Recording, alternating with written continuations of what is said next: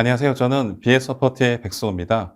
오늘 시간은 생물학적 제재 제조소 생물안전 가이드라인 민원인 안내서 제3차 시에 대해서 여러분과 함께 하도록 하겠습니다. 본 교육 동영상은 식품의약품안전처의 2021년 생물학적 제재 제조소 생물안전성 검증체계 마련 사업으로 제작이 되었습니다. 저희 사업단은 제가 속한 BS서포트와 그다음에 AB온, 다우인으로 구성이 되어 있습니다. 본 안내서는 대외적으로 법적 효력을 갖지 않습니다. 그리고 2021년 5월 기준으로 해서 작성되었으므로 여러분이 만약 기한이 지났다면 현재 유효한 법규를 토대로 검토를 다시 하셔야 됩니다. 또 그리고 본 안내서에서는 타부처의 생물안전 기준들이 포함이 되어 있습니다. 그러므로 타부처 소관 법령에 대해서는 조금 더 자세히 알고 싶으시다면 소관부처에 문의하시기 바랍니다. 그리고 이제 본 안내서에 대해서 의견이나 문의사항이 있으실 경우에는 식품의약품안전처 바이오생약부 바이오약품 품질관리과에 문의하시면 됩니다. 1차 시에서는 개요 및 적용 범위, 용어 정의 및 약어, 생물안전 개요를 했습니다. 그리고 2차 시에는 병원체 생물안전 정보를 했는데요. 그래서 요 부분은 이제 생물안전 부분이 되겠고요. 그 다음에 오늘 할 부분이 이제 GMP 파트가 되겠습니다. 그래서 이 GMP 파트에서 이 생물안전하고 어떻게 조화를 이루는지에 대해서 여러분께 말씀드리도록 하겠습니다. 오늘 말씀드릴 부분은 병원체 취급시설의 품질 관리입니다. 그래서 이 품질 관리 부분에 대해서는 첫 번째로는 시설 및 환경 관리가 있겠고요. 그 다음에 조직, 그 다음에 기준서, 그 다음에 문서, 제조 관리, 제조위생관리, 교육으로 구성이 되어 있습니다. 그래서 아까 말씀드렸는데 이 부분이 GMP 실사할 때 중점적으로 보는 파트고요. 자, 그러면 시설 및 환경 관리에서 보도록 하겠습니다.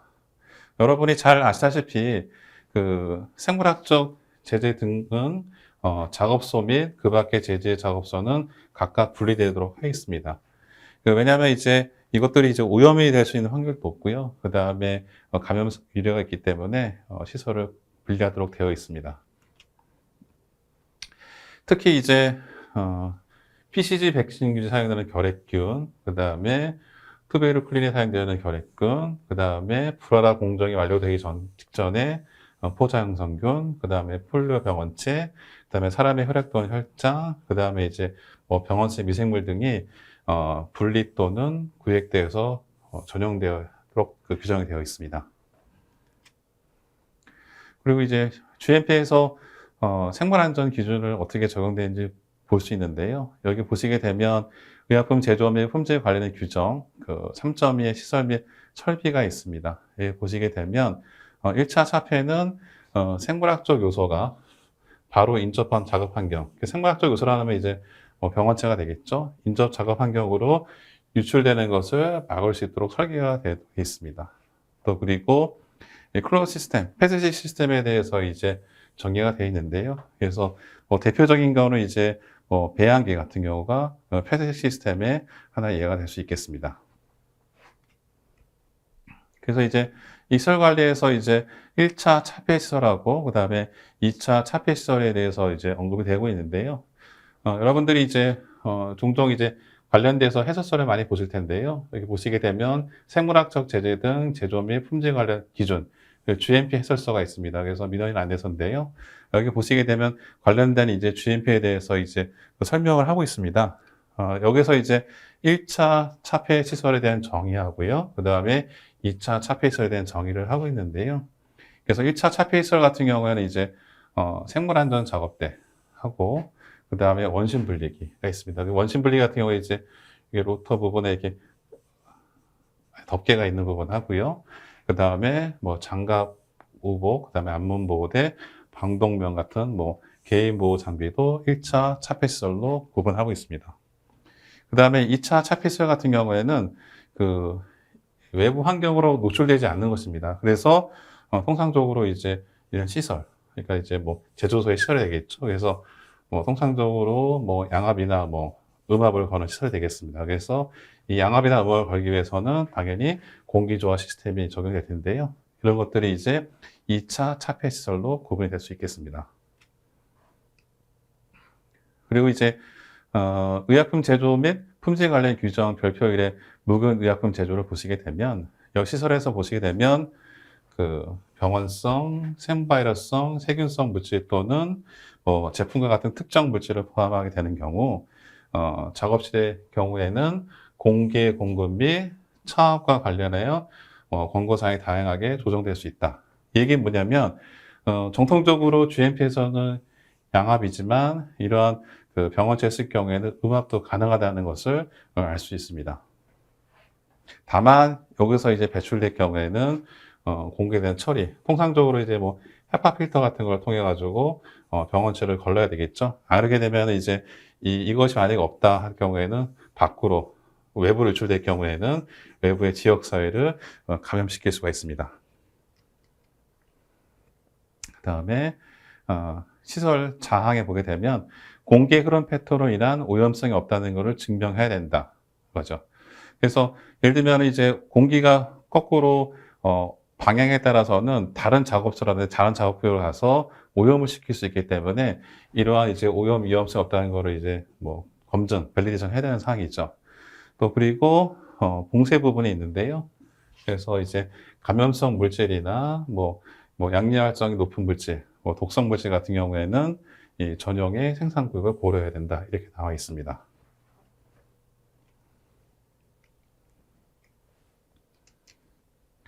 그 다음에 시설 및 설비인데요. 그래서 여기 보시면은 이제 그 GMP는 전통적으로 양압이라고 말씀드렸습니다. 그러나 병원체가 노출되는 특정 구역에서는 차폐 목적으로 음압을 사용할 수 있다. 이렇게 나와 있습니다. 그렇기 때문에 GMP하고 그 다음에 바이오 세이프티가 조화를 이룰 수 있는 것을 보실 수가 있습니다. 다만 이제 이러할 경우에도 그 차압 흐름의 당연히 명확하게 규정이 돼야 되겠고요. 그 다음에 적절한 알람 장치를 갖춰야 됩니다. 왜냐하면 이러한 차압을 제대로 설정을 하지 않았을 경우에 차압이 깨지거나 했을 경우에 이제 병원체가 유출되거나 아니면은 오염에 들어서 이제 그 주사제나 이런 것들을 오염시킬 수 있기 때문에 이런 부분이 명확하게 검증되고 알람 장치가 설정이 돼야 됩니다. 자, 그러면 이제 공기 흐름에 대해서 보시겠는데요. 여러분 잘 아시는 WHO의 TRS 리포트를 보시게 되면 그 에어락 부분이 있습니다. 그래서 이제 상황에 따라서는 이렇게 그 안으로 모이는 거가 되겠고요. 그 다음에 밖으로 나가는 부분. 뭐 통상 이제 뭐 싱크 타입 이렇게도 얘기를 합니다. 그래서 뭐 싱크 타입 에어락, 그 다음에 뭐 버블 에어락 하는데요. 그래서 상황에 따라 가지고 그 병원체를 못 나가게 하는 방법 중에 하나가 될 수가 있겠습니다. 자, 우리나라에서는 이제 아까 말씀드렸던 이제 고위험 병원체가 있는데요. 하고 이런 부분에서는 이제 그 고위험 병원체가 이제 그 생물안전 3, 4등급에서 이제 취급하는 경우가 있을 수 있습니다. 이런 경우에는 질병관리청에서 발간된 그 생물안전 3, 4등급 시설 검증 안내서에 보게 되면 그 이 배양실하고 작업실에서 전실적으로 이렇게 방해를 가서 이쪽은 상대적으로 음압 개념, 양압 개념을 줄 수 있도록 공기 흐름을 허용하고 있습니다. 자, 그래서 요 부분하고 이제 같은 게 되겠는데요. 그렇기 때문에 그 생물 안전 부분하고 그 다음에 GMP 부분이 조화가 됨을 여러분들이 아실 수가 있습니다. 자, 그 다음에 시설 및 환경 관리에서 품질 관리 부분인데요. 시험 과정에서 미생물에 의해서 오염된 기자재와 동물 사체는 그 제조소 안에서 소각해야 한다. 다만 소독 등의 방법으로 보관 위생상의 위해가 없도록 조치해야 한다. 이렇게 나와 있고요. 그 다음에 마찬가지로 병원 미생물이나 기타 등 원료 같은 경우에도 보건상 위해가 없도록 조치한 물품인 경우에는 소각하지 않아야 된다. 이렇게 나와 있습니다. 결국에는 이제 소독의 이슈인데요. 소독을 이제 어떻게 잘 하느냐가 이제 이슈가 될 수 있겠습니다.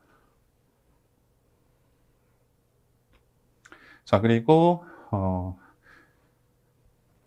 배수 시스템인데요. 배수 시스템에서 이제 폐수가 나갑니다. 그래서 이 폐수가 제대로 불안화가 되지 않을 경우에는 그것이 곧장 강이라든지 다른 쪽으로 나가서 지역사회를 오염시킬 수 있습니다. 그렇기 때문에 폐기물질이 지닌 생물 유해 특성을 고려해서 외부 환경의 오염을 최소화할 수 있도록 해야 됩니다. 그래서 통상적으로 이제 그 패스탱크에 병원체가 들어갈 경우에는 킬 시스템을 적용해서 완전히 불활화하는 경우가 통상적으로 적용될 수 있습니다. 또 그리고 멸균 소독, 그다음에 바이러스 제거해서 하거나 불활화해서는 반드시 검증하도록 되어 있습니다. 그래서 검증되지 않은 방법을 했을 경우에는 이러한 멸균 소독이나 이런 부분이 뭐 의미가 없을 수밖에 없겠죠. 그 다음에 그 위생 부분인데요. 여기 보시게 되면 소독제를 사용하는 경우에는 한 종류 이상을 사용하도록 되어 있습니다. 왜냐하면 이제 내성균도 체크를 해야 되는 것이고요. 왜냐하면 한 종류만 할 경우에는 균들이 적응해서 이게 소독이 안 되는 경우가 많이 있습니다. 또한 이제 소독제하고 세척제가 미생 오염물 여부를 점검하셔야 됩니다. 그래서 오히려 이 소독제하고 세척제가 오염이 되어 있다면 오히려 소독하거나 세척하는 것이 아니라 오염원을 더 증가시키는 역할을 할 수도 있습니다. 그리고 최근에 이제 그 멸균이 좀 어려운 구역 같은 경우에는 훈증하는 방법을 쓰고 있습니다. 그래서 많이 쓰는 것이 이제 과산화수 증기를 활용해서 훈증하는 방법이 최근에 그 생물학적 제조소에서 많이 적용이 되고 있습니다. 다만 이제 그 과산화수소를 이용한 증기 같은 경우에는 내부가 이제 물이 있거나 아니면은 뭐 약간의 습기가 있을 경우에는 그 부분은 그 멸균이 되지 않을 수도 있습니다. 그런 점에서는 좀 조심을 하셔야 됩니다. 자, 그래서 그 병원체 유출 사고에서 한번 보실 텐데요.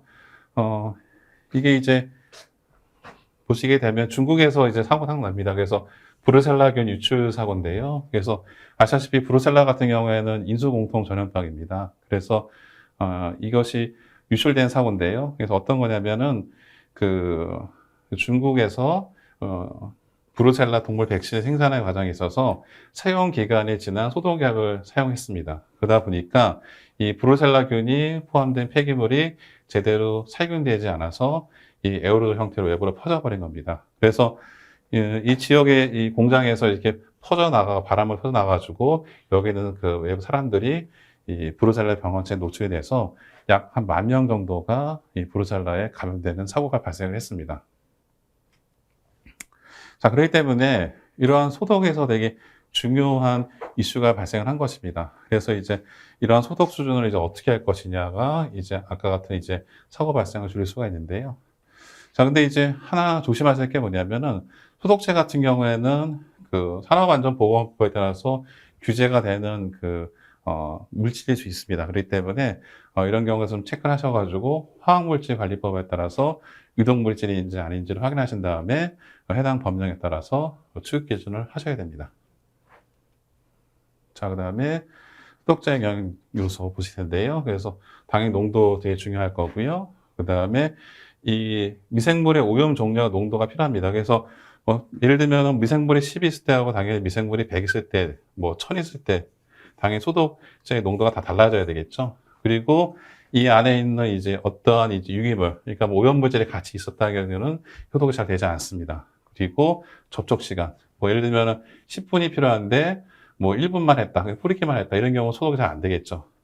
또 그리고 이 소독제를 이제 희석하는 경우가 있을 수 있습니다. 이럴 경우에 이제 그 해당되는 물하고 소독제가 반응을 일으켜서 소독이 잘 안 되는, 적용이 안 될 수도 있습니다. 그래서 반드시 이제 이런 소독제 사용하실 때는 그 MSDS라든지 관련된 정보를 보시고 관련돼서 이제 물리적, 화학적 요인이 그 간섭을 일으키지 않도록 체크를 하셔야 됩니다.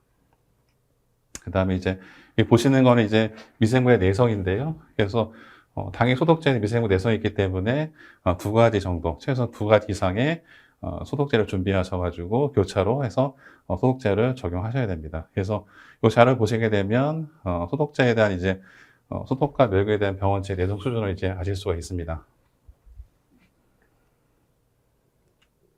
그 다음에 멸균에 대한 정의가 나와 있고요. 당연히 멸균하기 전에 이제 해척하고 세척을 어떻게 하냐에 따라서도 이제 멸균을 영향을 받을 수가 있습니다. 자, 그 다음에 멸균을 확인하는 방법 중에서는 뭐 여러 가지 방법이 있는데요. 뭐 케미컬 인디케이터 쓰는 방법도 있겠고요. 그 다음에 뭐 압력이나 뭐 온도를 확인하는 방법, 그 다음에 바이러지컬 인디케이터를 확인하는 방법들이 있습니다.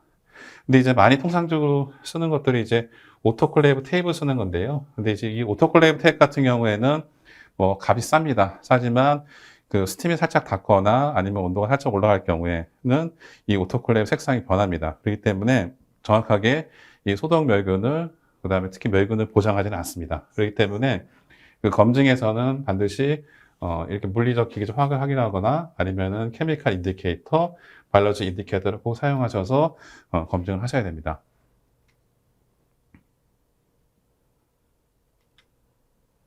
그래서 이제 그 부록사의 그 병원체 및 독서의 생물안전 정보집이 있습니다. 그래서 여기서 이제 그 보시게 되면 개인보호구도 있지만 이 6.7에 보시게 되면 소독 및 불활성화 방법이 있습니다. 그래서 여러분이 그 생물학적 제재소에서 만약에 병원체 쓰신다면 이러한 생물안전 정보집을 작성하신 다음에 거기에 적정한 소독 멸균 방법이 뭔지를 확인하셔서 여기에 걸맞는 소독제하고 불활성화 방법을 찾으셔야 됩니다.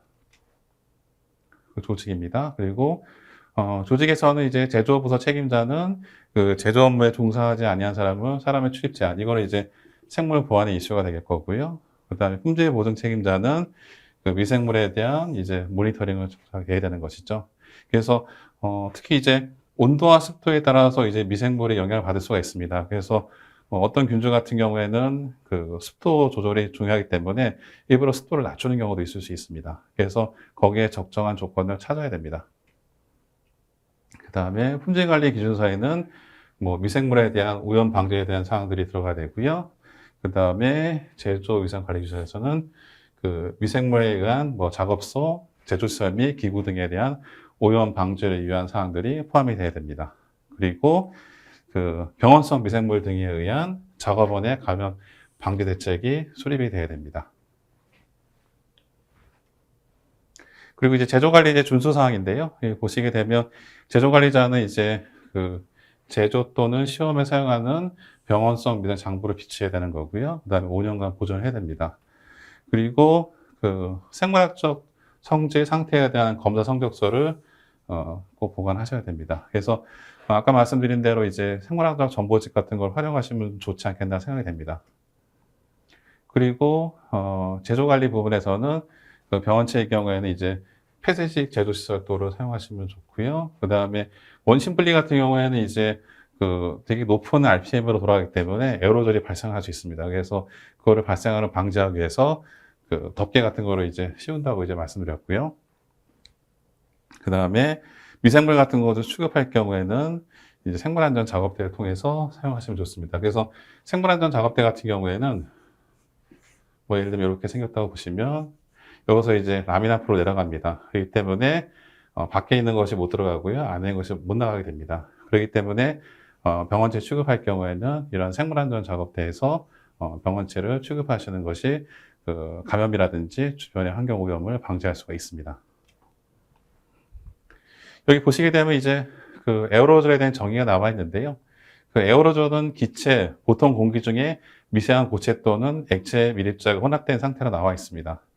그래서 뭐 요즘 코로나 때문에 많은 이제 뭐 비말 전염이라든지 에어로졸에서 많은 관심이 있으시고 개념을 어느 정도 아실 거라고 생각이 됩니다. 그래서 보통 이제 이러한 비말 부분들은 한 1에서 2m 날아가지만 에어로졸 같은 경우는 뭐 사람에 따라서는 10m, 한 15m까지 날아가는 경우가 있다고 합니다.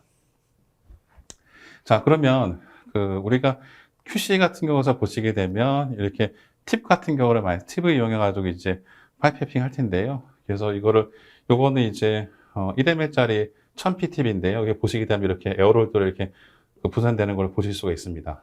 그리고 한 방울이 이렇게 딱 떨어졌습니다. 떨어졌을 때 이렇게 왕관 모양으로 이렇게 그 에어로졸이 형성되는 걸 보실 수 있겠고요. 그 다음에 그 주사기 바이아를 찌른 겁니다. 찔렀을 때 이렇게 점점점점에서 에어로졸이 나오는 것을 확인할 수 있습니다. 그래서 이것들이 만약에 병원체일 경우에는 병원체가 밖으로 튀어나갈 수 있는 것이죠. 그래서 이러한 작업을 할 때는 전 슬라이드에 말씀드렸던 그 생물안전 작업대를 사용하시면 이런 것들의 병원성 에어로졸 유출을 방지할 수가 있습니다. 그 다음에 제조관리 준수사항에서 보시게 되면 폴리오 병원체나 유아파 병원체 또는 결핵군 할 때는 전용으로 사용할 수 있도록, 그러니까 표지를 붙여서 경고하는 것이죠. 그리고 병원체를 취급할 때는 기자재 표지를 붙이고 전용 사용해야 된다. 이렇게 하나의 경고 포진에서 크로스 컨템하고 또 그다음에 이것이 오용되지 않도록 하는 것이 요 하나의 목적이라고 볼 수 있겠습니다. 그다음에 작업원에 대해서는 그 QRM의 원칙에 따라서 그 그 오염관리 대책을 해야 된다 이렇게 나와 있습니다. 그래서 뭐 품질도 마찬가지지만 이러한 생물 안전 부분에서도 QRM 원칙하고 연결하신다면 품질하고 그다음에 생물 안전을 동시에 여러분들이 목적하는 바를 성취할 수가 있습니다. 그다음에 병원체 이용한 전용의 작업소 나와 있고요. 그다음에 아까 보셨다시피 이제 그 원심 분리라든지 그다음에 믹싱하는 과정에 에어로졸이 발생할 수 있습니다. 그래서 이럴 경우에는 차폐 조건에서 실시하도록 되어 있고요. 그다음에 그 포잘 형성환경 같은 경우에는 잘 아시다시피 소독이나 멸균이 좀 어렵습니다. 이 때문에 이 다음 제조 공정에 영향을 미칠 수 있기 때문에요. 가능한 전용 시설에도 취급을 해야 되는 것이고요. 그다음에 당연히 이제 불알할 경우에는 반드시 베리디션 하셔야 됩니다. 그래서 그 폴리오 같은 경우에는 뭐 누차 말씀드리지만 이런 불알 공정이 잘못돼서 어린아이들한테 백신이 접종이 돼서 사망사고가 나는 경우가 보고되고 있습니다.